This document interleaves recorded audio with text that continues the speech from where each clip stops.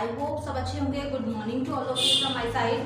सबसे पहली चीज़ तो देखो बेटा, अभी आप लोगों को जैसे बच्चों के मन में भी क्या क्या चीज़ें चल रही हैं। फर्स्ट ऑफ ऑल तो सीटीपी के फॉर्म्स आ चुके हैं और बच्चों में एक हलचल सी मच गई है कि अब सीटीपी के फॉर्म स्टार्ट हो चुके हैं और हमें फटाफट भरने हैं और पेपर की तैयारी करनी है, अच्छे से पढ़ना है। ठीक है।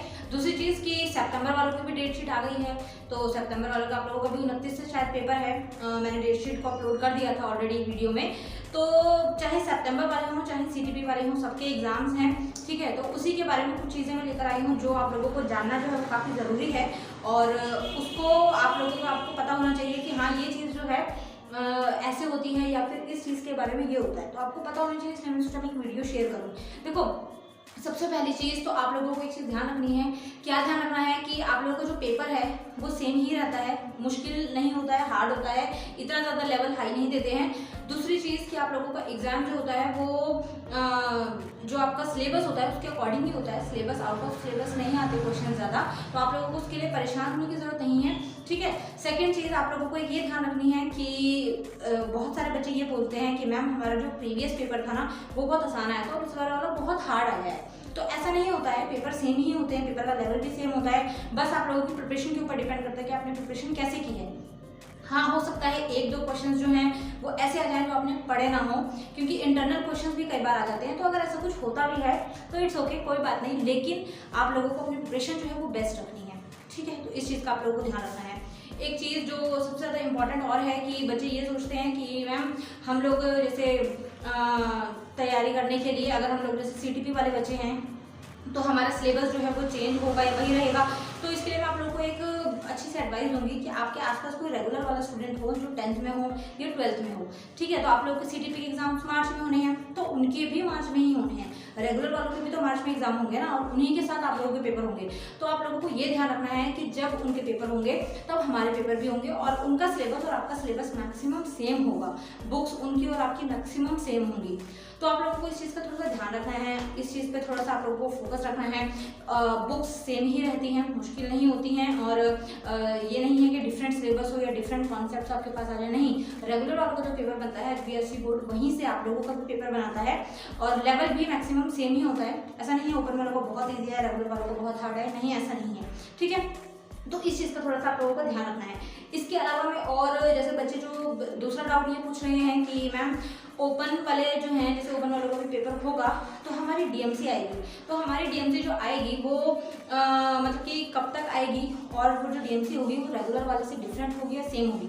तो यहाँ पर मैं आप लोगों को चीज़ बोल देती हूँ कि देखो बेटा, डीएमसी होती है। डीएमसी का मतलब ये होता है कि आपके डिटेल मार्क्स उसमें हैं। ठीक है। तो उसके ऊपर हरियाणा बोर्ड का लोगो होता है साइड में, जिससे आपको पता लग जाएगा कि वो डीएमसी जो है वो ओरिजिनल है और वो एक ऑर्गेनिक है, कि आपको मिली है वो।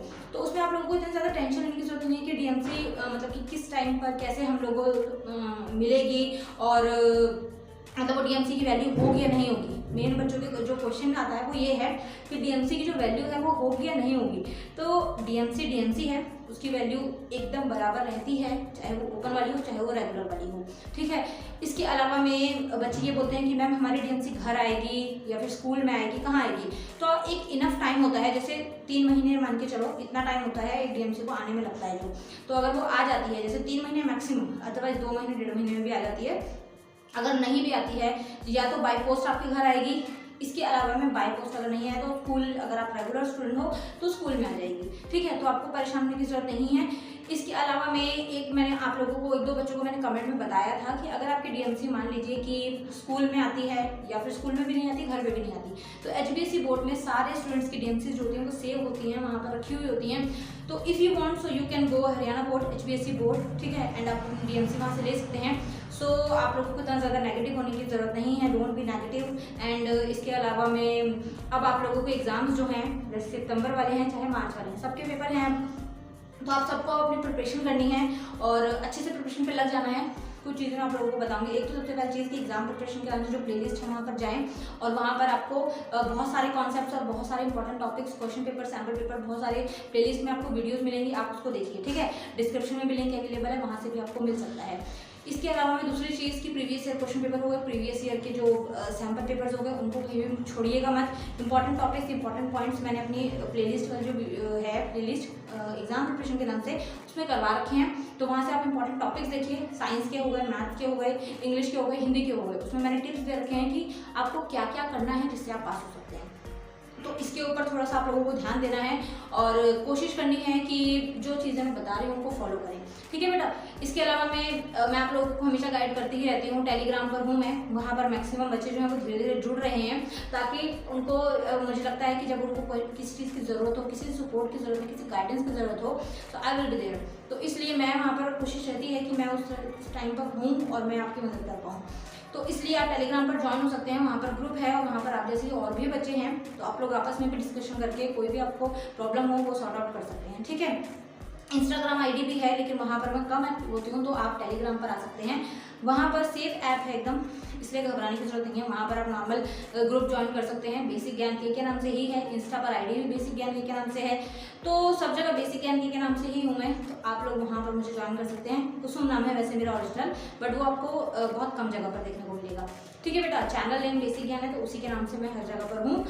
तो आपको अच्छे से प्रिपरेशन करनी है, ठीक है। ये नहीं सोचना है कि मैम हम लोगों का मतलब कि हो जाएगी प्रिपरेशन। बहुत सारे बच्चे ये सोच रहे हैं कि हो जाएगी, लेकिन हो तो जाएगी, लेकिन आप लोगों को पढ़ना भी तो है ना, आप लोगों को प्रैक्टिस भी करनी है।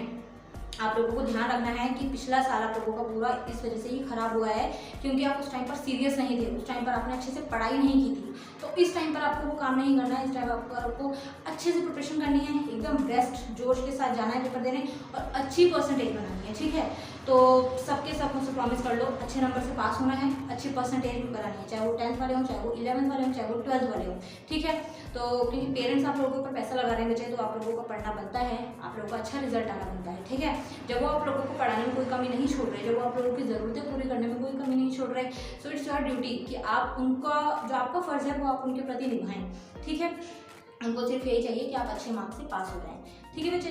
तो आई होप कि सारी चीज़ें आपको समझ आई हैं और कोई डाउट हो, कुछ ना समझ आया हो, मतलब जो मैं बोलती हूँ आपको उसमें कुछ लगता हो कि नहीं ये ऐसा नहीं होता है, या फिर आपको अपने स्टडी से रिलेटेड, अपने फ्यूचर से रिलेटेड, अपने करियर से related if you have any doubt so you can come in my Telegram group, वहाँ पर आप आ सकते हैं। अदरवाइज आप कमेंट भी करेंगे तो भी इट्स ओके, कोई प्रॉब्लम नहीं है, कोई भी ज़बरदस्ती नहीं है कि आपने आना ही आना है।